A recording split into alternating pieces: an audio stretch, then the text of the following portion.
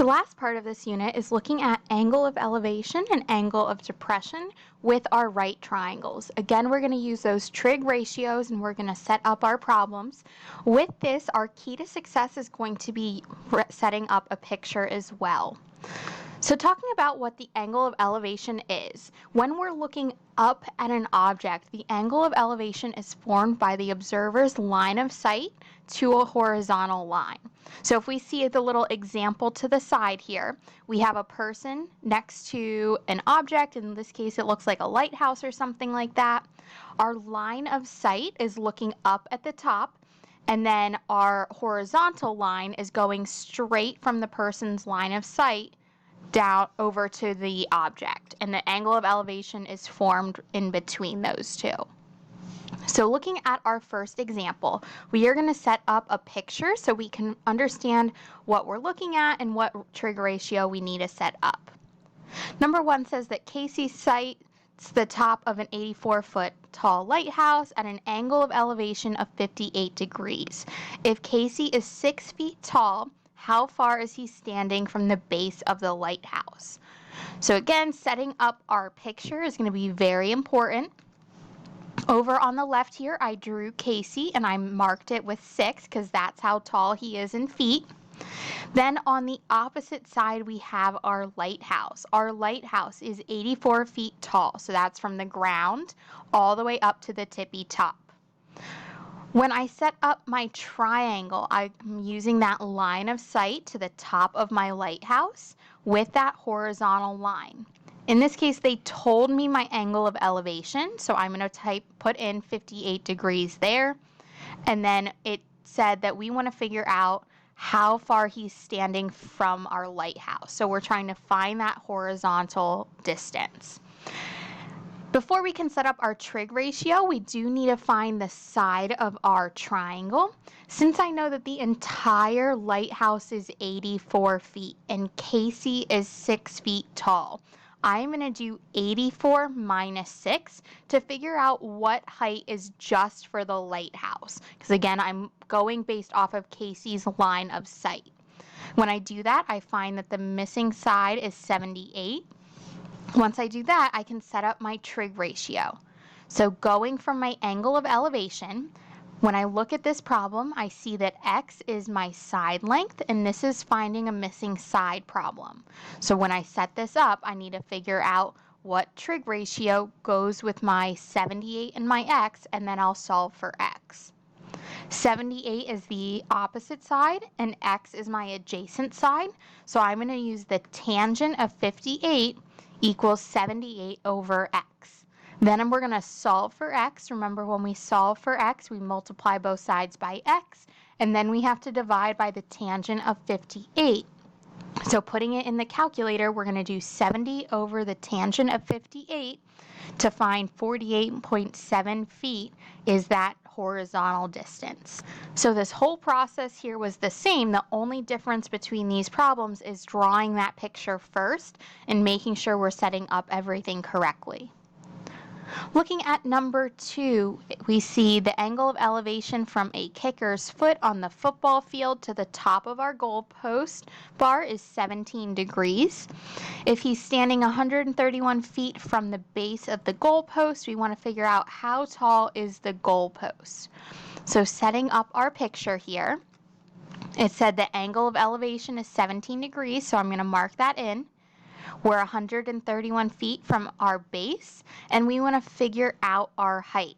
Again, this problem, we are finding a side measure, so we're going to set up our proportion using that. From my angle of elevation, I have my opposite side and I have my adjacent side, so I'm setting up the tangent of 17 equals x over 131.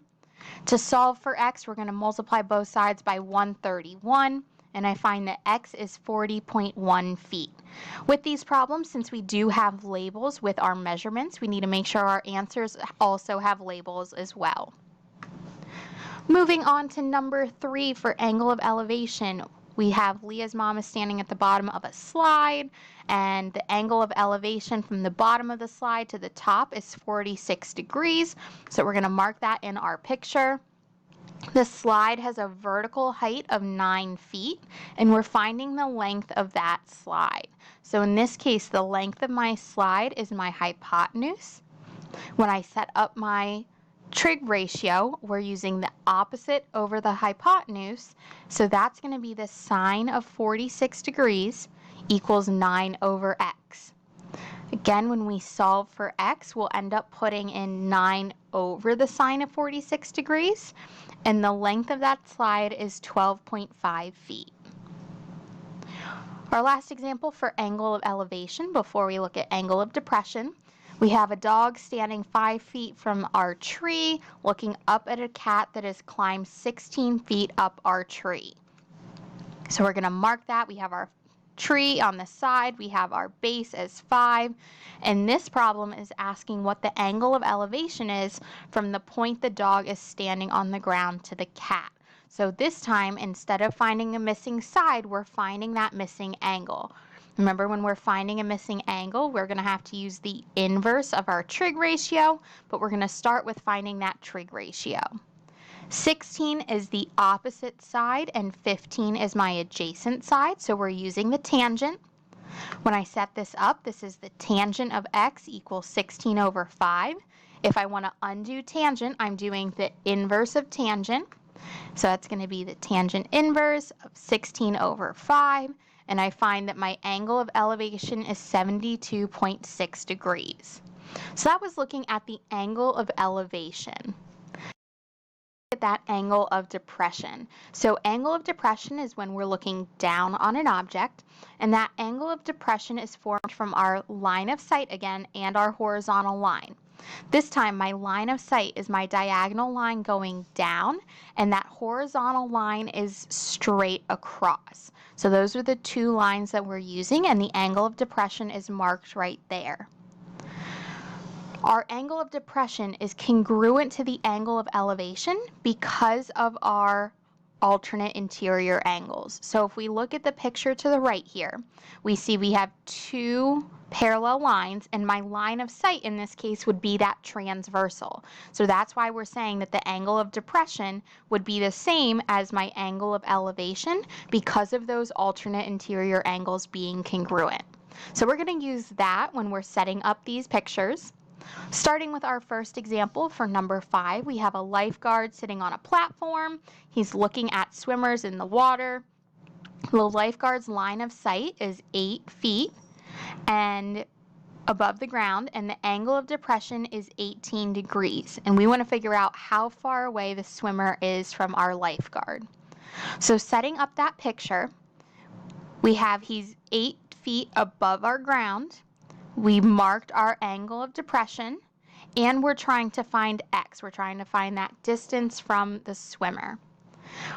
The angle of depression is the same as my angle of elevation. The reason we need to mark it with our angle of elevation, so using that alternate interior angle, is so we can set up our trig ratios properly. So we have to look at an angle inside the triangle to figure out if it's going to be sine, cosine, or tangent.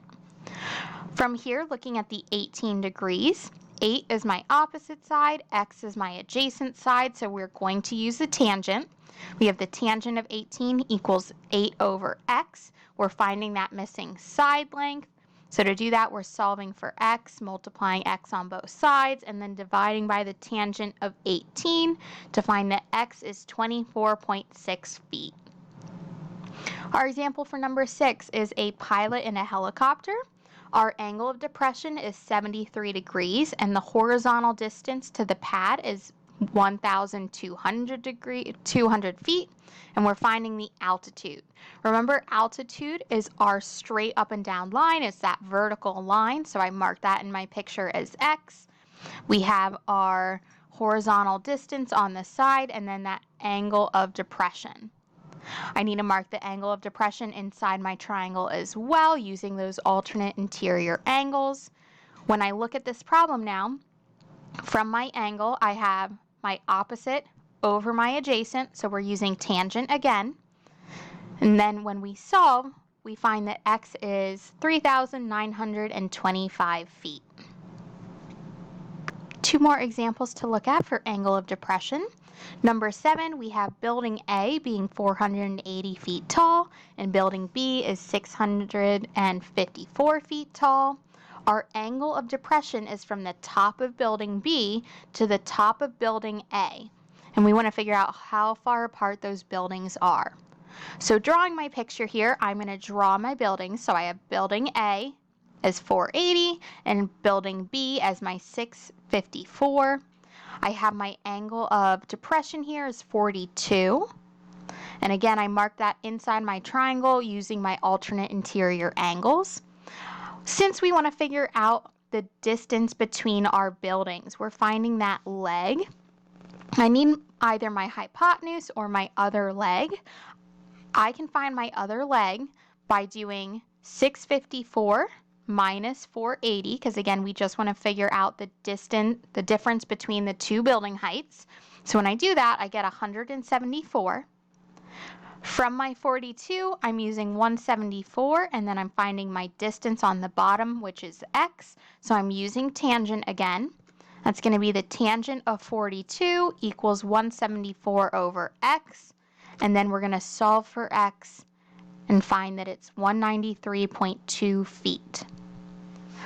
Last example is looking at Zach standing at the top of a lookout tower and looking at a water fountain below. The lookout tower is 75 feet tall and our angle of depression is 28 degrees. We want to figure out the horizontal distance between Zach and the water fountain. So setting up our picture here, we have our 28 degrees, we have our 75 as the tower height, and we are finding this bottom horizontal distance. From our 28 degrees, using 75 and my x, we're using tangent again. So we have the tangent of 28 equals 75 over x. And again, we are solving and finding 141.1 feet. So that's looking at angle of depression. Again, the big thing to remember with angle of depression is using those alternate interior angles to get our angle inside our triangle. And then it's very, very similar to our angle of elevation. And that's looking at angle of elevation and depression for our right triangles.